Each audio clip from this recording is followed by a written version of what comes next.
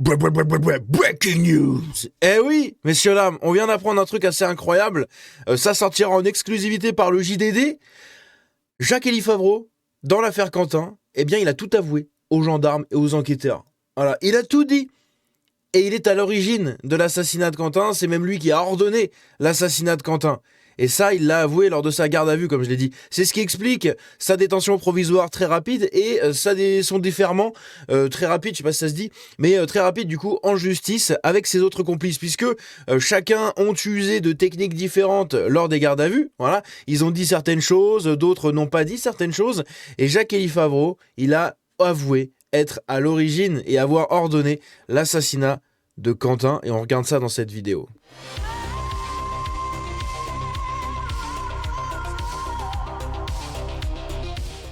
Donc avant de plonger là-dedans, eh bien, on va d'abord regarder quelques autres petits trucs, puisque, au final, ça fait un gros écho à ce qui s'est passé. Hein. Ici, on a un truc intéressant, c'est une exclusivité de Frontières, d'un entretien avec un ancien membre de la Jeune Garde. Hein, pas juste un ancien Antifa, un ancien membre de la Jeune Garde, ici, qui va nous parler un peu, nous donner un peu son témoignage sur Raphaël Arnaud et ses méthodes en tant que Antifa. Hein, n'est-ce pas? Donc on va regarder ça si vous le voulez bien. Par exemple, tu as vu Raphaël Arnaud, d'autres, procéder à cet abassage? Ouais, c'est déjà arrivé. Moi, j'ai déjà assisté. Ouais. Je me rappelle d'une soirée où où on était trois. Raphaël sur son scooter, moi et un autre collègue en voiture. On l'avait suivi. Et on a vérifié sur Facebook s'il likait un post ou une page Facebook. Et on l'a frappé.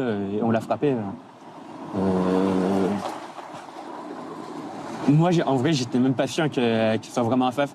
Parce que moi, j'ai pas regardé. C'est Raphaël qui a regardé. Il nous a regardé tous les deux. Et ensuite, on y allait. Donc Raphaël Arnaud, le député, il a mis des coups. J'ai mis le premier, et la personne est tombée. Et Raphaël l'a tapé au sol, lui a mis un coup de pied dans la tête. Voilà. Tiens donc, hein, la violence de la Jeune Garde. Non, c'est des mensonges d'extrême droite, ça encore. Oh, les vilains. Eh ben oui, hein, vous venez d'entendre tout comme moi, Raphaël Arnaud est lui-même distributeur apparemment de ces fameuses salades de penalty. Hein, c'est joyeux. Ici, à côté, vous avez sur France Inter, hein, le fond de chiottes du service public à la radio. France Inter, messieurs, dames, en fait, je vais juste vous montrer le début. Hein, on va pas se mettre l'entièreté, mais on va juste écouter le début, vous comprendrez la suite. Voici venu le temps des manifs, bon enfant. Dans les rues de Lyon, l'extrême droite c'est trop mignon. Voilà, on n'ira pas plus loin, parce que droit d'auteur et tout, même si c'est une reprise, mais j'en sais rien. Hein, j'ai pas envie de me faire niquer. Bref, c'est assez ridicule, hein, encore une fois, ce truc chez France Inter. Voici venu le temps des fachos heureux, des gentils NZ, affligeant de nullité et de facilité. Elle prendrait tous les jours entre 300 et 500 euros. Voilà, cette dame-là, je sais pas, voilà, t'as le droit de faire ça sur France Inter. Si nous, quand nous on fait des blagues sur Naël, hein, elle mort jeune, et ce genre de choses, tout de suite là, c'est beaucoup moins drôle. Et là, ça va en procès et tout. Mais eux, ils ont le droit, ces clébards là. Ils ont le droit, tout va bien, c'est pas de problème. Ça se passe bien, hein, le plan est nickel. À côté de ça, nouveau scandale chez Bouygues, donc sur TF1, enfin le groupe TF1 avec LCI. Donc ils ont lancé une nouvelle émission de fact-checking chez LCI. La première cible, c'est Quentin et l'extrême droite. Bon, c'est évidemment, hein, ils n'allaient pas parler d'autre chose, hein, de est-ce que les phoques baisent à l'envers ou à l'endroit. Non, on s'en fout. Hein, pas de fact-checking pour ça. Par contre, Quentin, est-ce qu'il est vraiment un facho? Est-ce que vraiment c'est un nazi? Hein, vous avez pas autre chose à foutre, sans déconner. Le premier invité, c'est un journaliste. Hein, vous allez voir qui c'est. Un journaliste, messieurs, dames, du média d'extrême gauche Blast. Eh oui, Thierry Vincent. El Vincenzo. Le premier mensonge de pas préciser que ce journaliste organise des conférences avec la Jeune Garde. C'est magnifique. Donc là, on a plusieurs images. Je vais pas vous les mettre en plein écran, ça sert à rien. Ici, donc, les vérificateurs, la nouvelle émission. Mort de Quentin, enquête sur des fake news. Du coup, on fait intervenir Thierry Vincent. Oh, c'est magnifique. Sauf que Thierry Vincent, eh bien, il est mentionné dans une organisation d'une conférence entre la Jeune Garde et d'autres trucs. Hein, l'université Paul Valéry. Ici, on voit, organisé par Solidaire Étudiante, hein, le langage inclusif de merde, et co-animé par Thierry Vincent et la Jeune Garde Montpellier. Oh, mais ça alors! Oh, la surprise me surprend de manière surprenante. Putain, c'est incroyable. C'est incroyable. Le fond de chiotte du journalisme, encore une fois. C'est ouf, hein. À côté de ça, on a un truc intéressant ici sur des financements. C'est une investigation de Gabriel de Varenne. Je vous invite à aller le suivre si vous êtes sur X. C'est quelqu'un qui fait énormément le taf. Et puis en plus, bon, il a Lafayette en photo de profil. Alors qu'on aime ou pas Lafayette, bon, c'est Lafayette. Ok. Moi, il est toujours à côté de moi, Lafayette. Et oui, il est un de mes personnages historiques favoris. Quand bien même franc-maçon, quand bien même républicain en partie, il a tenté de concilier un peu, de faire le mieux pour l'amour de la France, en fait, tout simplement, et des libertés, voilà, des gens. Bref, donc, alors que Beauvau a dissous la Jeune Garde le 12 juin 2025, la ville de Paris, Matignon, l'ANCT, l'Éducation nationale et même le ministère de l'Intérieur financent les deux associations qui soutiennent sa défense devant le Conseil d'État en contestation de cette dissolution. Donc, la dissolution est actée pour la Jeune Garde conteste et elle est soutenue par deux associations. Parmi ces deux associations, vous avez quoi? Vous avez le GISTI, on reviendra là-dessus, et la Ligue des droits de l'homme. Pour ceux qui ne savent pas ce que c'est, le GISTI, c'est le groupe de soutien de je ne sais plus quoi, comment ça s'appelle? Le groupe d'information et de soutien des immigrés, voilà. Voilà, donc c'est ces deux associations qui, tout simplement, soutiennent la Jeune Garde dans son recours et dans cette contestation. Ce qu'on apprend, c'est que l'Open Society de Soros apparaît parmi les financeurs de ces associations dès 2012. Et d'ailleurs, on a le GISTI et la Ligue des droits de l'homme qui introduisent leur recours en faveur de la Jeune Garde, donc de Raphaël Arnaud et de Samuel Das, de la manière suivante. Le juge administratif doit porter une attention particulière au courant de pensée antifasciste qui a joué un rôle fondateur dans la société démocratique. Donc selon eux, l'antifascisme, c'est le courant de pensée fondateur de la société démocratique.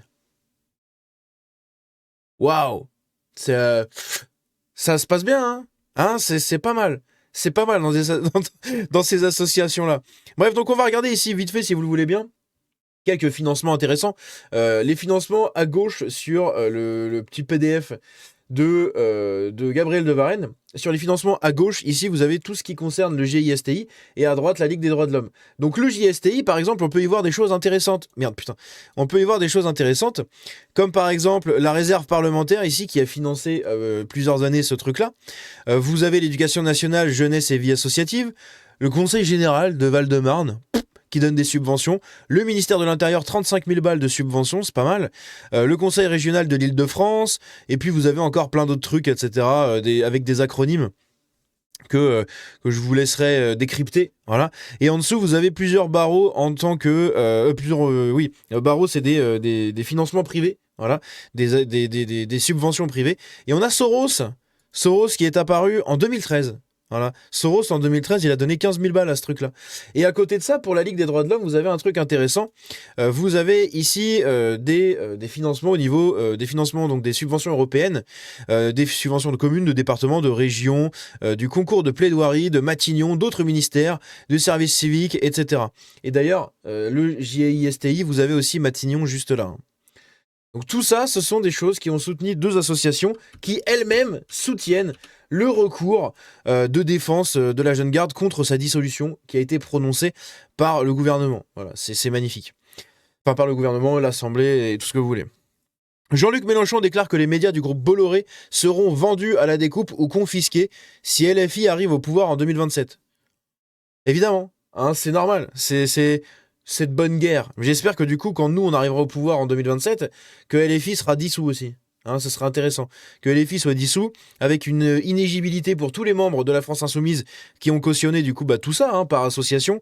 Et ça pourrait être très intéressant. Voilà. À côté, vous avez à Rennes un skinhead qui s'est fait agresser par, je sais pas, 20 antifa. Le mec était tout seul. Voilà, vous le voyez ici à droite. Le mec était absolument tout seul. Et il s'est fait agresser par toute une troupe. Donc pendant le rassemblement et la contre-manifestation qu'il y a eu ce week-end, hein, sur Quentin, du coup, qui s'est déroulé à Rennes, vous avez du coup ce skinhead qui se fait agresser, voilà, il se fait tabasser par d'autres mecs. Il arrive à survivre, à se barrer, et il va être obligé de fuir, en fait, tout simplement. Et regardez les antifas. 1, 2, 3, 4, 5, 6, 7, 8, 9, 10, 11, 12, 13, 14, 15, 16, 17, 18, 19, 20, 21, 22, 23, 24, 25, 26, 27... Ils étaient une trentaine, quoi. Une trentaine à courir derrière un mec. Un mec. Qu'est-ce que vous voulez que je vous dise? C'est n'importe quoi. À côté de ça, donc, comme la jeune garde est violente, les antifas sont violents, eh bien, Emmanuel Macron et le gouvernement ont annoncé la dissolution de 2 groupes identitaires de droite. Là, vous allez me dire, mais ils sont cons, ils ont pas compris? Bah oui, c'est pas qu'ils sont cons ou qu'ils ont pas compris, c'est qu'ils le font exprès. Eh oui! Quel meilleur marchepied que de pouvoir tout supprimer par rapport à la violence d'un autre groupe. Et donc là, vous avez le Bloc Montpellier, qui est un groupe nationaliste, étudiant, un truc un peu comme ça, à Montpellier, qui va être dissous. Parce que la jeune garde est violente. Elle va être dissous. Et vous avez aussi un autre groupe, je ne sais plus comment ça s'appelle, c'est Jean-Eudes Gana qui en a parlé, donc là ici, hein, ils ont fait un communiqué de presse, je vous invite, enfin un communiqué tout court, je vous invite à faire pause si vous voulez le lire, on va pas perdre de temps à le lire non plus, mais, parce que la vidéo sinon va faire 45 minutes, mais du coup on va pas la lire, mais je vous invite à faire pause si vous voulez. À côté de ça, donc ils annoncent la dissolution de 2 groupuscules de droite, hein, c'est totalement ridicule. Ici, on a un truc intéressant, c'est Paul Sugy. Vous savez, Paul Sugy, journaliste au Figaro, qui a fait un passage chez France TV dans une émission sur Quentin, encore une fois, comme d'hab, et où justement, il crachait tout leur venin sur la droite, les nationalistes, extrême droite, facho. Bref, c'est des Mongols. Et dedans, vous avez la journaliste Isabelle Sommier. Isabelle Sommier, enfin, journaliste ou je ne sais quoi, hein.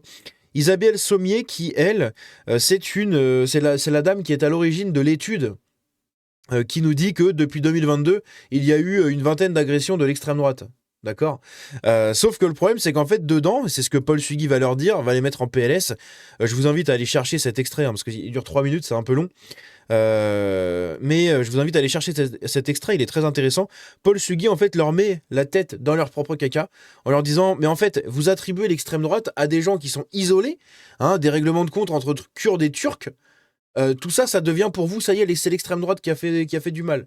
Des gens isolés, avec aucun rapport, aucune conviction politique reliée à des partis politiques. Hein, ils avaient des convictions eux-mêmes, peut-être, d'accord, mais ils n'étaient pas reliés à un parti politique. Et pourtant, vous accordez quand même ça à, oui, la méchante extrême droite. Et du coup, il leur met la tête dans leur caca sur cette déontologie au niveau des stats comme ça, en démontant en fait totalement leur narratif. Et en face, ils sont en PLS, ils savent pas quoi dire. Donc un grand bravo à Paul Sugy pour sa déontologie de journaliste. Voilà, un vrai journaliste qui fait le taf. Encore une fois, je vous invite à aller chercher l'extrait et à le regarder, c'est très intéressant. Mais pour le bien de la vidéo, on va pas le regarder en entier, c'est trop long. À Lyon, un jeune de 15 ans a été poignardé à proximité d'un lycée. La victime est dans un état grave. Voilà, donc ça continue la violence à Lyon. C'est génial, hein, c'est génial. Peut-être qu'il est mort avant de tuer quelqu'un. La violence répond à la violence. Ça, c'est quelqu'un qui nous dit sur les grandes gueules ceci. Bah, écoutez-le. Ça dure 1 minute. C'est une catastrophe. Séduit, la jeune garde ne s'est pas opposée à des gens qui tractaient dans la rue, elle s'est opposée à des gens qui attaquent des librairies, qui attaquent des bars qui sont de pas de leur bord. Donc en fait la violence répond à la violence. Mais ça n'existe pas. Oui, mais je suis désolé. La violence répond à la violence. On peut pas Quentin est mort parce qu'il avait choisi la violence comme Bruno, n'importe quoi, mais tu dis n'importe quoi, c'est incroyable ça. Tu as des preuves que Quentin a agi de façon violente. Moi je te répète, il est mort dans la violence parce qu'il avait choisi la violence comme mode d'expression. Il n'a pas choisi la violence comme mode d'expression. Il était membre de groupes dans lequel lui-même n'a jamais commis de violence. Des preuves de ça, toi? Qu'est-ce que tu as preuves de l'inverse? Mais toi, tu as des preuves? Quand tu fais partie d'un il a un casier judiciaire vierge, il n'a jamais eu aucune plainte, il n'a jamais... Ah, excuse-moi, il est peut-être mort trop tôt avant de pouvoir commettre des actes. Qu'il est mort avant de tuer quelqu'un. C'est délire complet, toi. Donc là, il le dit, hein, peut-être qu'il est mort avant de tuer quelqu'un, c'est lunaire. Hein. Comme Oui, ça, non, en fait. on est La violence répond à la Je violence. crois que même Non, mais Saint-Just là, arrivait à avoir des peux pas arguments dire un peu ça. plus portés que les tiens. Non, là, tu peux pas dire ça, parce que là, tu Bah, non, mais je non, mais là, justifie tu rien. justifies. Mais il avait. Alors, on va tous se faire justice soi-même. Alors, ça y est, Bah, c'est malheureusement, Charles c'est- Bronson dans nos rues, là. C'est ce qui est en train de se passer. C'est ouf, hein. Des gens comme ça, mais ils sont allumés du cerveau, hein. C'est incroyable. Sérieusement, c'est dingue. À côté de ça, vous avez Yael Braun-Pivet qui se dit extrêmement favorable à l'obligation d'un casier judiciaire vierge pour les députés. Enfin, pour être élu député. Ça, ce serait intéressant. Et je pense qu'il y a beaucoup de gens qui sauteraient déjà. Ça ferait un bon petit ménage, hein, et pas que à gauche, d'accord? Ça ferait un très très bon petit ménage. Et moi, je suis extrêmement favorable à ceci. Voilà. Un casier vierge, c'est le minimum syndical. Parce qu'il y a des peines de prison, des condamnations juridiques qui peuvent te retirer le droit de vote et le droit de te présenter. Alors, pour être député, s'il te plaît, tu ne dois pas être condamné. Et si jamais tu es condamné pendant ton mandat, eh ben tu sautes. Voilà, paf, c'est ton suppléant qui prend le relais. Mais tu sautes en fait. Et ça devrait être comme ça. C'est pour ça qu'il y a le rôle de suppléant, il faut bien que ça serve à quelque chose. Et bien que ça serve à ça. Voilà. Et peut-être que ces gens qui nous cassent les couilles à longueur de journée à essayer de se montrer le plus incroyablement vertueux et droit dans leurs bottes à chaque fois, eh bien peut-être que là, ils seraient un peu obligés de l'être eux-mêmes, plutôt que de nous le faire à nous. Voilà. Donc moi, je suis très favorable à ce genre de choses. Après, est-ce que ça sera mis en place ou pas, comme c'est eux qui doivent voter pour ça? À mon avis, ça ne sera pas mis en place. Mais bon, ce sera intéressant. Donc ici, on a encore la même vidéo. Je ne savais pas que je l'avais mis 2 fois. Et enfin, on arrive sur cette grosse exclue sortie par CNews par rapport au JDD. Eh oui, hein, CNews, Europe 1 JDD, c'est le groupe Bolloré. Donc, ils peuvent se sortir des exclus entre eux. Hein, le JDD qui fait de l'investigation et du journalisme de magazine, de site internet, de rédaction d'articles, peut sortir des infos en exclus aussi à la télé, pour le grand public, grâce à CNews. C'est pratique d'avoir plusieurs médias différents au sein du même groupe. Et justement, ils vont nous en parler de ça et des aveux de Jacques-Élie Favreau, puisque dans sa garde à vue, on le rappelle, il a déclaré comme étant... vous voulez voir ce qu'il a déclaré, mais en gros, il a ordonné l'assassinat de Quentin. Et s'il n'est pas condamné avec ça, je ne sais pas ce qu'il faut de plus là. Dans son édition qui sortira demain, le JD News révèle en exclusivité... Donc le JD News, c'est le magazine du JDD, et ça sort tous les mercredis. Voilà. Le JDD fait des articles, etc., etc. Et le JD News, c'est du coup, c'est des magazines qui sortent le mercredi. Donc dans ce magazine-là, il y a ce truc-là qui est donné dedans.